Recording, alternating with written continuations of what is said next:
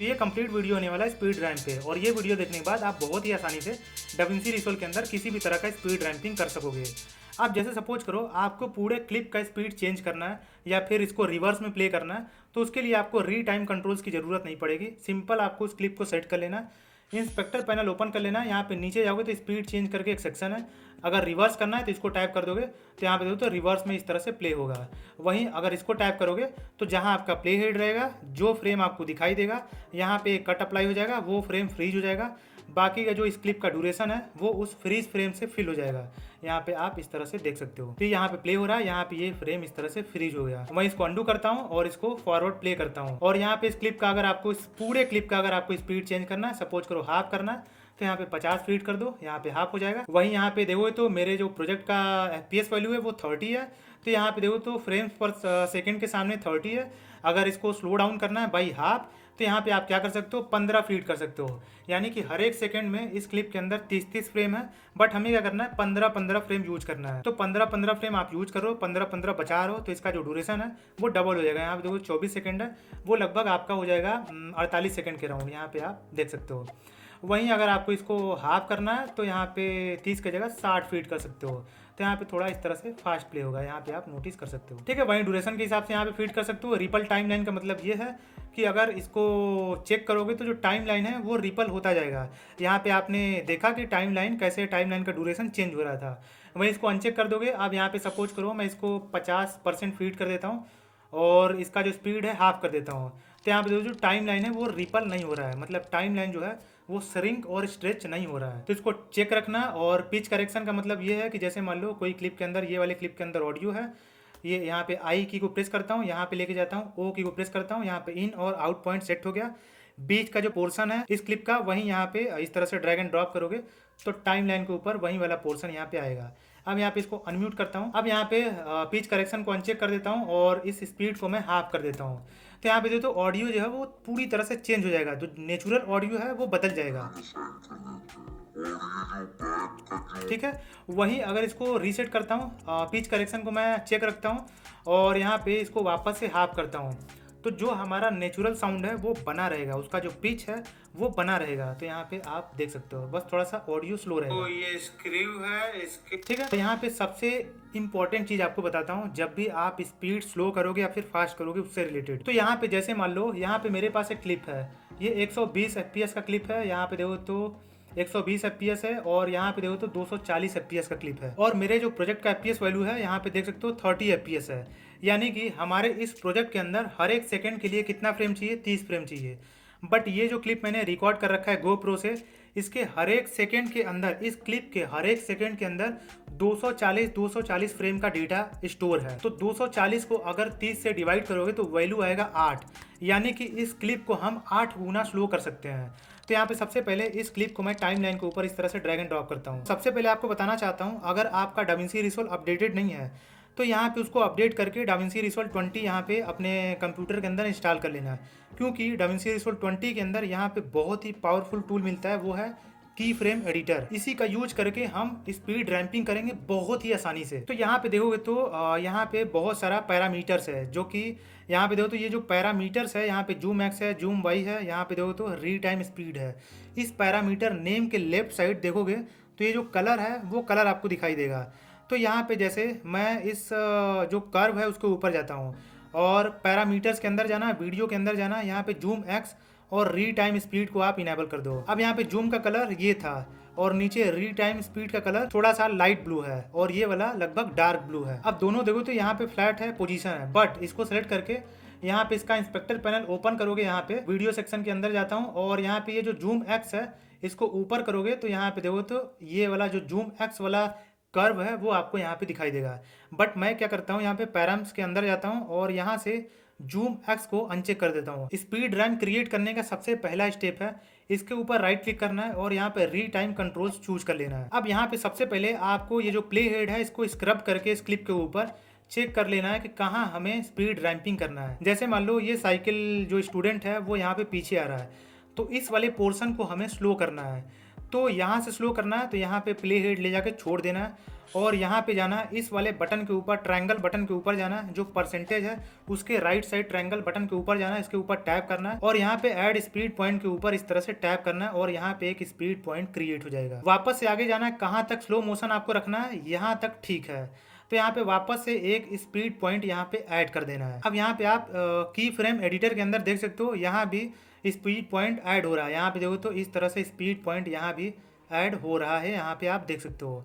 By the way आप चाहो तो यहाँ से भी स्पीड पॉइंट ऐड कर सकते हो। आपको क्या करना है कि यहाँ पे कर्सर लेके जाना है और आपको ऑप्शन की को होल्ड करना है और यहाँ पे लेफ्ट क्लिक करना है। उसी तरह से यहाँ पे अगर आपके पास विंडोज बेस्ड कंप्यूटर है तो ऑल्ट की को होल्ड करना है और यहाँ पे लेफ्ट क्लिक करना है, यहाँ पे स्पीड पॉइंट ऐड हो जाएगा।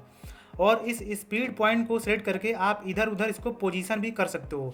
वहीं आप टाइम लाइन के ऊपर ये जो क्लिप है, ये जो स्पीड पॉइंट है, इसका जो नीचे वाला पोर्शन है इसको सेट करके इस तरह से इसको इधर उधर पोजीशन कर सकते हो। वहीं ऊपर वाला जो कैप है इस स्पीड पॉइंट हैंडल का, इसको पकड़ के अगर इधर उधर करोगे तो जो इसके लेफ्ट वाला सेगमेंट है इस क्लिप के ऊपर, उसका स्पीड चेंज होगा। वहीं इसको पकड़ के इधर उधर करोगे तो इसके लेफ्ट वाला जो सेगमेंट है उसका स्पीड चेंज होगा, राइट वाले सेगमेंट का स्पीड चेंज नहीं होगा। अब यहाँ पे राइट वाला जो सेगमेंट है उसका स्पीड चेंज करना है तो यहाँ पे कोई स्पीड पॉइंट नहीं है, बट यहाँ पे देखो तो ये स्पीड चेंज वाला हेडर आपको दिखाई दे रहा है। अब इस हेडर के ऊपर यहाँ पे लेके जाना है और यहाँ पे टैप करके इस तरह से इसका स्पीड चेंज कर सकते हो, ठीक है। याद रहे नीचे जैसे मान लो इधर का पोर्शन मैं डिलीट कर दे रहा हूँ, अब इस क्लिप के अंदर इधर का पोर्शन मैंने डिलीट किया था तो उतना वापस से एक्सटेंड कर सकता हूँ। तो ये जो हेडर है स्पीड चेंज वाला, उसके नीचे वाला जो मेन क्लिप का पोर्शन है उसके ऊपर यहाँ पे टैप करके इसका इतना पोर्शन जितना आपने डिलीट किया था वो पोर्शन बढ़ा सकते हो। स्पीड देखोगे तो वो 95% का 95% बना है, ठीक है। तो मुझे क्या करना है कि यहाँ वाला जो पोर्शन है इसका स्पीड स्लो करना है। तो मैं थोड़ा सा जूम इन कर देता हूँ। इसका स्पीड हम कितना स्लो कर सकते हैं वो आपके वीडियो के FPS वैल्यू के ऊपर है। जैसे मान लो इसका FPS वैल्यू कितना है, 240 FPS है। बाय द वे एक चीज़ बताना चाहता हूँ, जैसे किसी प्रोजेक्ट के ऊपर काम कर रहे हो तो कई बार क्या होगा कि हाई FPS अगर मीडिया पूल के अंदर इंपोर्ट करोगे तो डाविंसी रिसोल्व उसको कंसीडर करता है आपके प्रोजेक्ट FPS वैल्यू के हिसाब से। तो उसका ओरिजिनल FPS वैल्यू सेट करने के लिए उसके ऊपर राइट क्लिक करना है, यहाँ पे क्लिप एट्रीब्यूट्स के अंदर जाना है और यहाँ पे ये जो वीडियो फ्रेम है यहाँ से चूज कर लेना, नहीं तो जो भी कस्टम फ्रेम है यहाँ पे फीड करके ओके बटन पे टैप कर देना है। जैसे मान लो यहाँ पे 120 फीड कर दोगे तो यहाँ पे भी 120 FPS आपको दिखाई देगा। तो इसका ओरिजिनल FPS वैल्यू मुझे पता है, इसका है 240 FPS। तो यहाँ पे 120 तक दिखाता है तो यहाँ पे मैं कस्टम चूज कर लेता हूँ, कस्टम, और यहाँ पे मैं 240 फीड कर देता हूँ, ठीक है। तो इसको हम 8 गुना स्लो डाउन कर सकते हैं, यानी कि लगभग 12.5%।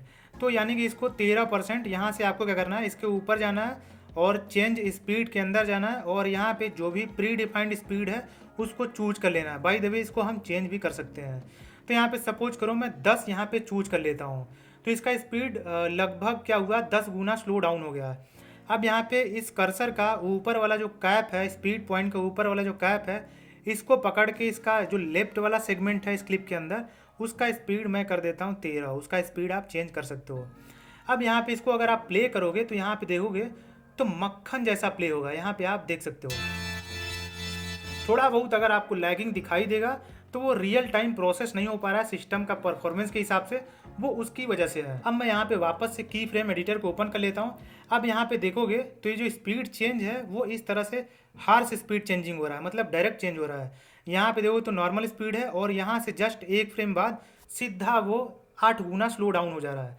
तो अगर इसको आपको स्मूथ करना है, चेंजिंग को स्मूथ करना है, तो यहाँ पे इस की फ्रेम्स को यानी कि स्पीड पॉइंट्स को इस तरह से सेलेक्ट कर लो और यहाँ पे चले जाओ, ईज इन और आउट जो भी चूज करना है वो चूज कर सकते हो। और ये जो चेंज हो रहा है स्पीड में, उसका जो टाइम है, कितना टाइम में चेंज हो रहा है, वो टाइम आप इस हैंडल को पकड़ के बढ़ा सकते हो। यहाँ तक पूरा बढ़ा दोगे तो इसको आप वापस से नहीं बढ़ा सकते हो, क्योंकि यहाँ तक तो यही चेंज हो रहा है। अब इसको कहाँ से चेंज के लिए आपको ड्यूरेशन ही नहीं बचा। तो मैं इसको अंडू कर देता हूँ और यहाँ पे थोड़ा सा इसको इस तरह से कर देता हूँ और हल्का सा इसको इस तरह से कर देता हूँ। तो ये सब अपने हिसाब से एडजस्ट कर सकते हो। यहाँ से पकड़ के स्पीड का जो पॉइंट है वो चेंज कर सकते हो क्लिप के ऊपर, नहीं तो यहाँ से भी इस स्पीड का पॉइंट चेंज कर सकते हो। और ये जो स्पीड है उसको ज़्यादा कम करना, वो यहाँ से भी पकड़ के इस तरह से स्पीड को इस तरह से चेंज कर सकते हो। जैसे ये वाला पोर्शन है, इसका स्पीड चेंज करना तो यहाँ से पकड़ के स्पीड आप इस हिसाब से चेंज कर सकते हो। ठीक है, वापस से स्मूथ करना इस वाले पार्ट को, इसको सेट कर लो और यहाँ से आप ईज इन और ईज आउट चूज कर लो। जैसे यहाँ पे इसको मैं स्मूथ कर देता हूँ यहाँ से, और जगह बचा है तो इसको इस तरह से आप अपने हिसाब से इसका जो स्पीड चेंजिंग का ड्यूरेशन है वो बढ़ा घटा सकते हो। ठीक है, इतना क्लियर हो गया। अब इसको मैं डिलीट करता हूँ और यहाँ से मैं क्लिप को ले लेता हूँ। सपोज करो मैं इस क्लिप को ले लेता हूँ यहाँ पे। ठीक है, अब आपको बढ़िया से डिटेल में थोड़ा बताता हूँ। यहाँ पे री टाइम कंट्रोल्स और यहाँ पे एक स्पीड पॉइंट सबसे पहले चेक कर लेता हूँ। जैसे मान लो इसको सबसे पहले जूम कर लेता हूँ, ये फिट नहीं हो रहा ऊपर, यहाँ पे देख सकते हो, थोड़ा सा जूम कर लेता हूँ। अब जैसे मान लो यहाँ से यहाँ वाला जो पोर्शन है इसे मुझे रिवर्स में प्ले करना है, तो यहाँ पे आपको क्या करना है, एक स्पीड पॉइंट ऐड कर देना, थोड़ा सा आगे जाना, यहाँ तक आपको रिवर्स करना है तो यहाँ पे चले जाना और यहाँ पे एक और स्पीड पॉइंट ऐड कर देना है। अब ये वाला जो पोर्शन है अगर आपको इसको रिवर्स में प्ले करना है तो आपको सिंपल क्या करना है कि यहाँ पे जाना है और रिवर्स सेगमेंट चूज कर लेना है। अब आप यहाँ पे देखोगे तो इसको प्ले करोगे। ठीक है, इसका टेक्निकल डिटेल आपको बता देता हूँ। जैसे मान लो रिवर्स सेगमेंट तब काम करता है जैसे इसका मैं पोजीशन यहाँ पे लेके आता हूँ। अब यहाँ पे देखो तो रिवर्स सेगमेंट का ऑप्शन नहीं दिखाई देगा, वो इसलिए कि ये जो सेगमेंट है इसका जो ड्यूरेशन है वो इस वाले ड्यूरेशन से ज़्यादा है। मतलब कि इसके पीछे वाला जो पोर्शन है सेगमेंट है उसका पोर्शन देखोगे तो इतना ही है, तो मतलब रिवर्स आप कहाँ जाओगे, बस इतना ही जा सकोगे, उसके बाद तो क्लिप ही खत्म हो जा रहा है। तो ऑप्शन कहाँ से आएगा यहाँ पे रिवर्स सेगमेंट का, तो यहाँ पे इसको थोड़ा सा और इधर लेके जाओगे, यहाँ पे इस ड्यूरेशन से या तो बराबर रहे या तो ज़्यादा रहे, तभी जाके यहाँ पे रिवर्स सेगमेंट का ऑप्शन आएगा। और अगर इसको रिवर्स सेगमेंट कर दोगे तो इतना ड्यूरेशन पीछे यहाँ पे यहाँ तक वापस से प्ले होगा। यहाँ पे देखोगे तो यहाँ प्ले हो रहा है, ये वापस से पीछे जा रहा है, फिर वापस से यही पोर्शन प्ले हो रहा है। तो ये पोर्शन तो खराब हो गया पीछे प्ले होके, और इसका जो पोर्शन ओरिजिनल वाला था वो तो प्ले हुआ नहीं। तो मतलब इसका जो ड्यूरेशन है दोगुना ड्यूरेशन यहाँ पे लास्ट में आपका बच जाएगा, वो प्ले नहीं होगा। उसको बढ़ाने के लिए यहाँ से आप उसको इस तरह से बढ़ा सकते हो। तो जितना, जैसे मान लो यहाँ पे एक सेगमेंट हो गया और एक सेगमेंट यहाँ पे हो गया, इसको आपने रिवर्स कर दिया तो इसका दुगना लेंथ यहाँ पे आपको बढ़ाने के लिए, जैसे मान लो यहाँ पे एक स्पीड पॉइंट ऐड कर देता हूँ और एक यहाँ पे स्पीड पॉइंट ऐड कर देता हूँ। यहाँ पे देखो तो अब बढ़ नहीं रहा है ना, जैसे ही यहाँ पे एक रिवर्स सेगमेंट ऐड कर दोगे तो इसका डबल लेंथ यहाँ पे अब आप बढ़ा सकते हो, क्योंकि वो प्ले नहीं हो रहा है इस क्लिप के अंदर। उम्मीद है आपको इतना समझ में आ गया होगा। अब इसको मैं अंडू करता हूँ, रिवर्स सेगमेंट को भी मैं अंडू करता हूँ। अब जैसे सपोज करो आप चाहते हो कि ये वाला जो पोर्शन है इसको रिवाइंड करना, यहाँ पे रिवाइंड करना, वापस से फॉरवर्ड करना है, रिवर्स सेगमेंट नहीं, उसका थोड़ा सा एडवांस वर्जन। तो यहाँ पे जैसे अभी आपको प्रैक्टिकल करके दिखाता हूँ, तो यहाँ पे नीचे जाओगे तो रिवाइंड करके एक ऑप्शन है। अब रिवाइंड का परसेंटेज चूज कर लो, जैसे मान लो मैं यहाँ पे 100% चूज कर लेता हूँ।